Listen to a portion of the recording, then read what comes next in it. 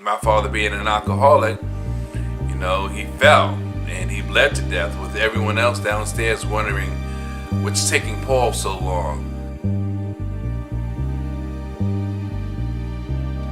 Hey, I'm Sir Charles Carey. I just want to let you know that I wasn't always a professional speaker. In fact, for a good portion of my life, I was a professional failure.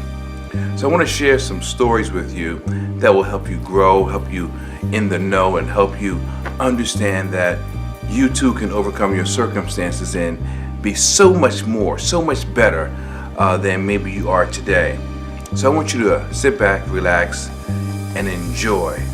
Good to grow.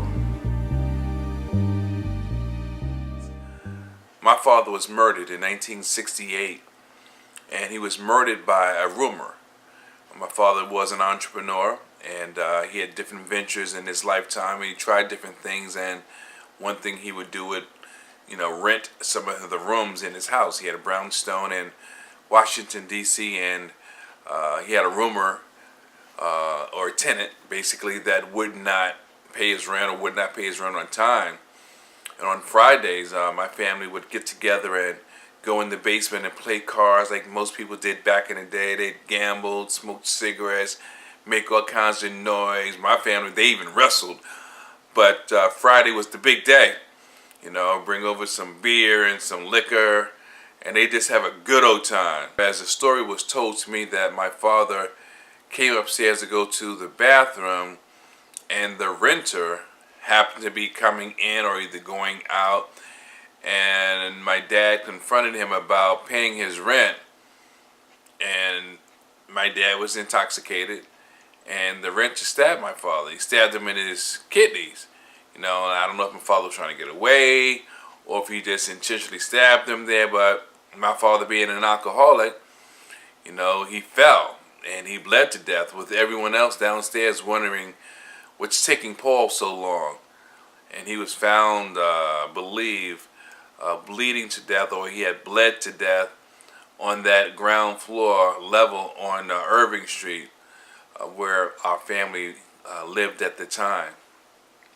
And several years later, about 7 to be exact, I think it was, my brother, my oldest brother, Paul Jr., guy was good with his hands. I mean, he could throw, right? Not afraid of anyone. He just had skills, natural, innate ability to fight. And he used to take money from the drug boys. At a point, I guess he got into the drug world, the drug life, and it got good to him like it does most people. They get hooked, and when you don't have money, you take, you steal, you manipulate. And he would take their drugs. And I believe this one particular time, this is what my sister told me. One of my sisters, she was a U.S. Marshal. She's retired now. She said that they gave him a bad batch, and I believe it was rat poison, and he overdosed. And that was the end of his life. So there are 2 men in my life that didn't make it because of crime, because of the negative elements in society. And then finally, my brother that's closest to me, the one that has always meant more to me than anything and anyone in the world. He's 7 years older than me. 1976, I believe it was, I got a phone call one day that said, it was his girlfriend at the time. She asked me had I seen my brother. And I said no. And I don't know if I totally believed that she was unaware, but she said he had been missing for 2 weeks. And that it wasn't really uncommon, but she was starting to worry. She said he had done this before.